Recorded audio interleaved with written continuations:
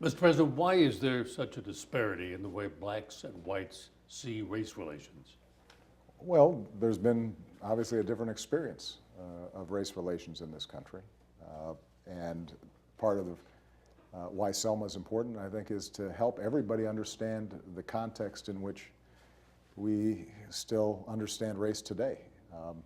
The good news is that because of the extraordinary courage and tenacity of those who marched across this bridge and all the others who participated in the civil rights movement, we've made great progress, and the country is undeniably better off for it. But what's also true is that we've got more work to do. And the good news is that despite, I think, a lot of people saying that the country's divided around these issues, the truth is, in the aftermath of Ferguson and what happened in New York, you've seen a pretty constructive debate, a pretty constructive conversation.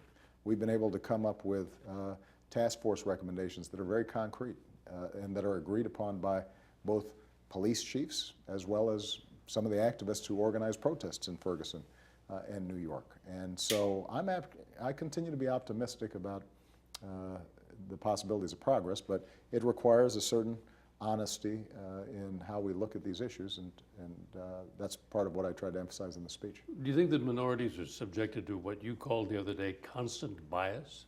Well, I think in Ferguson they were. I was being very specific. I don't think that's true across the country. As I said, it would be a mistake to suggest that what happened in Ferguson is endemic. I think it was very specific to that place, and the overwhelming majority of law enforcement officers across the country do a very tough job very well and prioritize making sure that they're treating people equally. But I think that there are going to be pockets of problems, and that's not unique to law enforcement. It's true in politics. It's true in the press. There are always going to be episodes or moments where unfairness or bias creeps in, but the majority of folks in this country are good-hearted.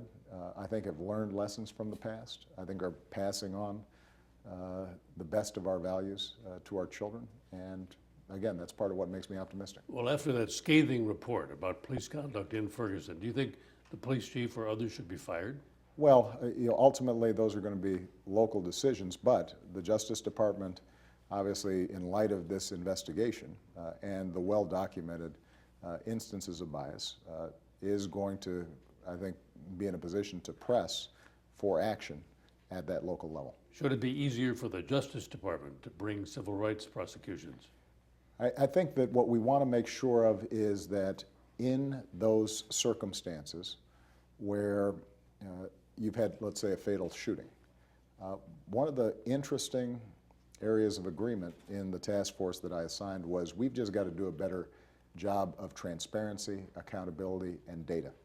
And part of what we're going to be trying to do is to work with police departments across the country to disclose what is going on, to make sure that people know how are traffic stops being conducted, what happens when there is a fatal shooting, who's conducting the investigation, how's the prosecution taking place. When I was a state legislator, I passed two laws that I'm very proud of. One was to combat racial profiling. The other was the requirement to videotape the interrogations that might lead to a confession in a capital case. And in both cases, the reason I passed it was because we had strong cooperation from the state and local police departments. And the argument was, you guys have such a tough job, you want to lift the cloud of suspicion.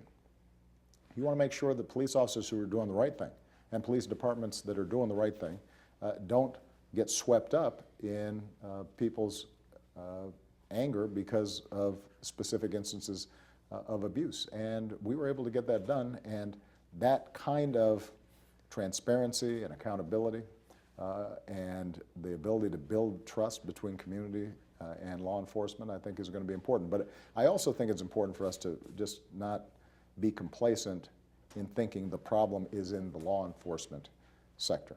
You know, these are issues that touch on all of our lives. I don't think it is an overriding issue. I don't think that it is something that you know, should detract from all the other important tasks that we have in putting people back to work and lifting up our middle class and making sure that people have retirement savings and making sure folks have health care. But it is something that is part of our history, and we've got to address it. Should it be easier for the Justice Department to bring civil rights prosecutions, as the Attorney General has suggested? Well, I think that it should be possible for the Justice Department to determine more rapidly and effectively whether or not a local jurisdiction is properly dealing with cases in which racial bias may have crept in. Mr. President, when did you first learn that Hillary Clinton used an email system outside the U.S. government for official business while she was Secretary of State? At the same time, everybody else learned it through news reports. Were you disappointed? Let me just say that Hillary Clinton is and has been an outstanding public servant. She was a great Secretary of State for me. The policy of my administration is to encourage transparency, and that's why my emails, the BlackBerry that I carry around, all those records are available and archived, and I'm glad that Hillary is instructed that those emails that had to do with official business need to be disclosed. Well, you say that you have the most transparent administration ever. You said it again just a couple of weeks ago. It's true. How does this square with that? Well, I think that the fact that she's going to be putting them forward will allow us to make sure that people have the information they need.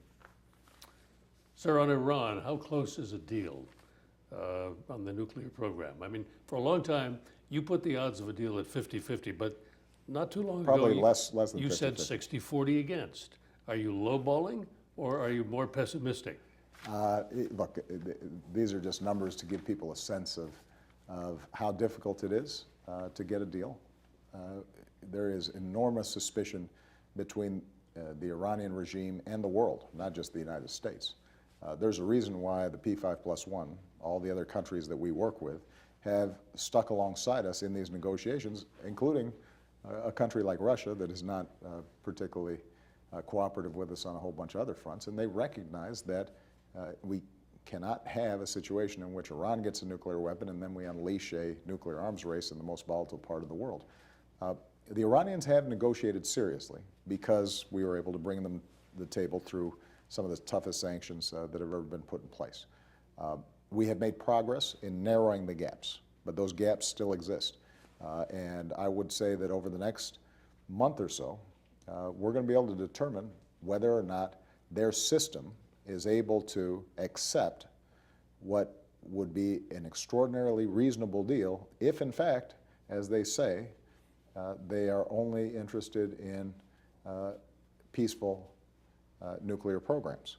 And if we have unprecedented transparency in that system, if we are able to verify that, in fact, they are not developing weapon systems, then there's a deal to be had, but that's going to require them to accept the kind of verification and constraints on their program that so far at least they have not been willing to say yes to. The activity of the Secretary of State and his counterparts suggests to a lot of people, particularly I guess the Israelis, that a deal is imminent. Yeah, I think it is fair to say that there's an urgency because we now have been negotiating for well over a year. And the good news is that during this period, Iran has abided by the terms of the agreement. We know what's happening on the ground in Iran. They have not advanced their nuclear program. We've been able to roll back their 20% highly enriched uranium during this period of time. It's given us unprecedented access into what they are doing. So we're not losing anything through these talks. On the other hand, you get to a point in negotiations where it's not a matter of technical issues anymore, it's a matter of political will. And they have hardliners, I think, in that country who are invested in war and invested in antagonizing their neighbors. And the question is going to be whether the better impulses inside of Iran are able to recognize that for them to truly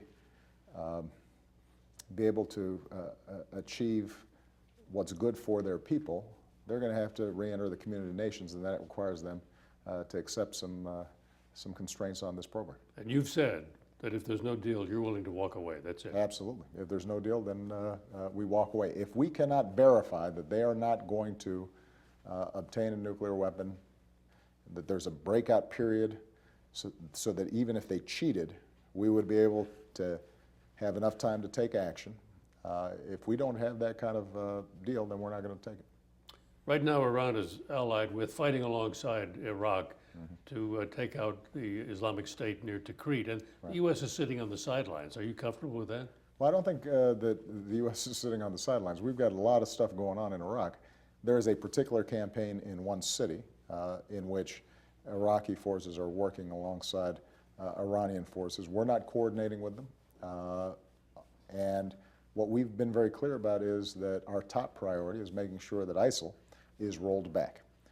What is also true, though, is that the only way to maintain long-term stability inside of Iraq is if the Sunni minority feels invested in their country the same way that the Shia majority does. And what we've said to Prime Minister Abadi of Iraq is that it is very important to not take an expedient path that may alienate Sunnis, but rather we have to draw in those tribes that we worked with in the past, in the Great Awakening, give them an option, an investment in a Iraqi government that looks after their interests. And that's something that we're going to have to watch pretty carefully in the months ahead. How about Ukraine? Do you have a red line for sending arms to Ukraine? How much more aggressive does Russia have to be? Well, we're looking at all our options. Keep in mind that we're already sending military aid to Ukraine, substantial military aid, but it's non-lethal aid. And in light of the existing Minsk agreement that is holding barely for now, our European partners, who we've been working with very closely, have, I think, an interest in making sure that we've exhausted all efforts diplomatically before we take additional steps, both in terms of potential additional military assistance, but also in terms of more severe sanctions. My hope is that we get this resolved diplomatically, but we're preparing in the event that this latest iteration of a Minsk agreement is broken the same way the previous one has. And we are continually raising costs on the Russian government. What we do know is that we're not going to win this, this conflict militarily. I mean, the Ukrainian army ultimately, if faced with a Russian army, obviously would not have the capacity to hold it regardless of how many weapons we sent in. But what I think is probably more meaningful is a unified front, the United States, Europe, and the world, continuing to put strong pressure on Russia so that the costs each time they escalate get higher and higher. And we know from Russia's own admission that the costs we've imposed have been extraordinarily significant. So finally, let's return to the voting rights bill. You talked about that today. Yeah. You urged Congress to do something to repair what the Supreme Court took away. Right. But at the same time, you've got a large majority of both blacks and whites in our polling who say voter ID, no problem, they're for it. Yeah. Well, voter ID in and of itself is not the sole issue. The issue is, does the Justice Department have the tools through the Voting Rights Act to make sure that if a local jurisdiction is discriminating against a certain set of voters, black, Hispanic, white, Asian, that the Justice Department can actually get in there and fix it. That's what the Voting Rights Act is all about. It gives a mechanism for the Justice Department to do its work.